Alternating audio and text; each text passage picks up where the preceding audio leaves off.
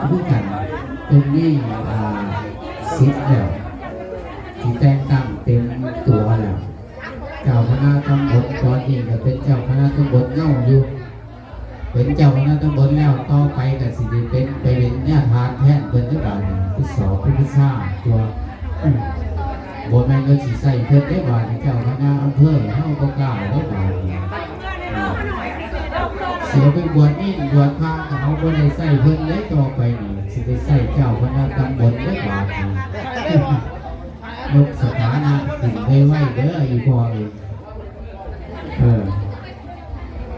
บ้านทงเกียงได้ต่อไปสิได้แห่บริษัทกระถิ่นแห่ก็ได้แห่ได้บ้านนี่ผู้บริษัทแค่แห่เพิ่นว่าสังก็ได้แห่ไปเลยผู้ใหญ่บ้านเป็นเพิ่งเยี่ยมแต่อีกแล้วเตรียมไว้ปัจจัยเจ้าเพราะว่าเพิ่นสิได้เป็นพระผู้พระท่านต่อไปเป็นเจ้าคณะตำบลเป็นพระอุปชาแทนหลวงพ่อเฮาได้บ้างปี6970ปีละที่อันนี้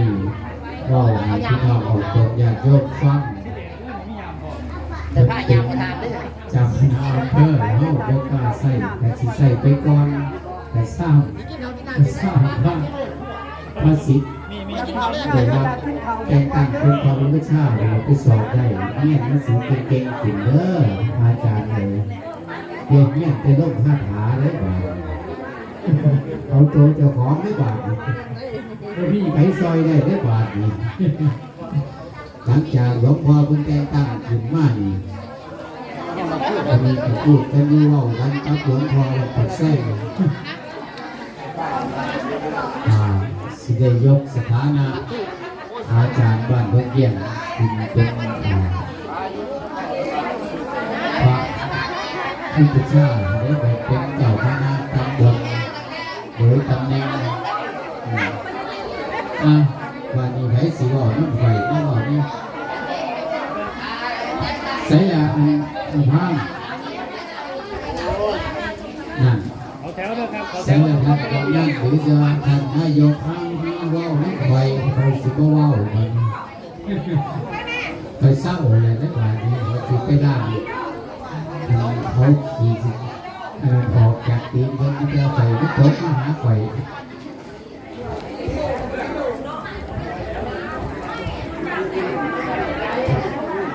เราเนี่ยก็ต้องจากนิสการพระพุทธเจ้านะครับทุกองค์นะครับมีมีขนาดแล้วก็ในบ้านนั่นคนนี้ครับยินดีครับอาจารย์คนนี้ผมได้รับยศนะครับตำแหน่งในคนนะครับคือรองผมไม่รองเนาะเจ้าไปเรื่อยๆบาทนี่เจ้าคณะจังหวัดเลยละเจ้าคณะอำเภอนาตาลได้บาทที่กี่ผมจะร้องนะครับเนาะวันนี้เพื่อรับตำแหน่งนี้นะครับทางกระผมทางพลังมาทางเป็น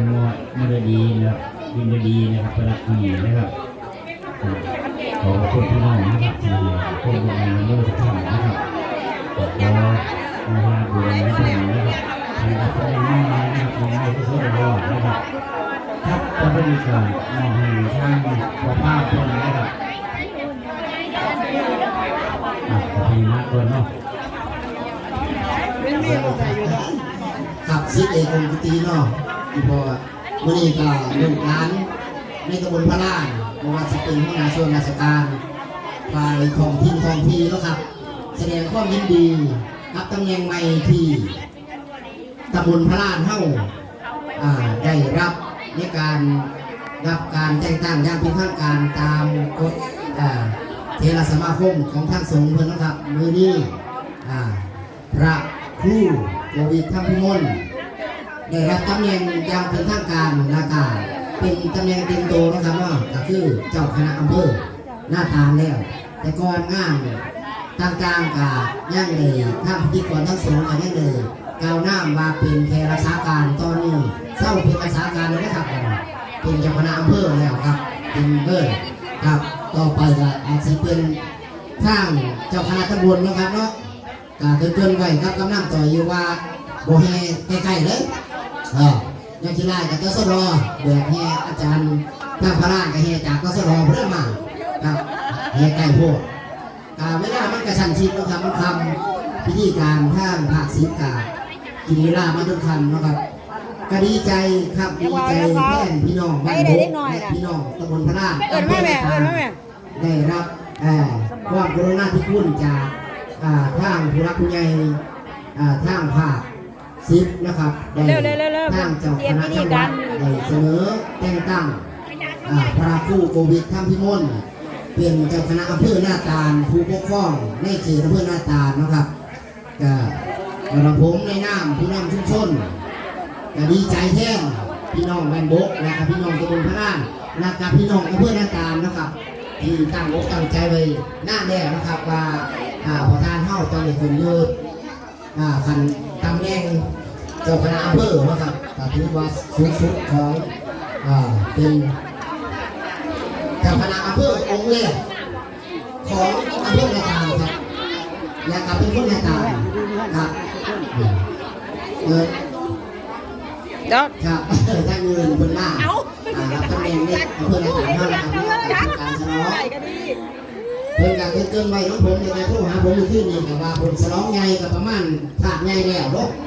งานสร้างครับขาดว่าถ้าผมถือว่าที่หนึ่งผมจะเอามาล่ำคณะ4-5 แสนมาลงให้เพื่อนแต่ว่าผมท่านถือตอนนี้กับรถเอาก่อนนะครับเนาะ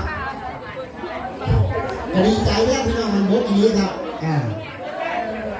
เป็นตัวแทนลูกหลาน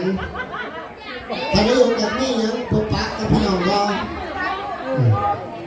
เลยพอผู้ไปน้องกันมือดีครับจากรัศกุลจากรัศกาลเพื่อนเจ้านะครับเป็นเทว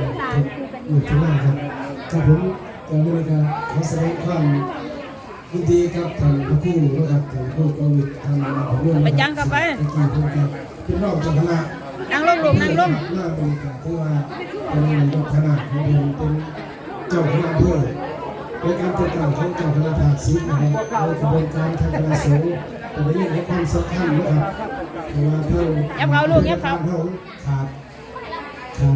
เจ้าคณะเพื่อมาเห็นนะครับคือว่า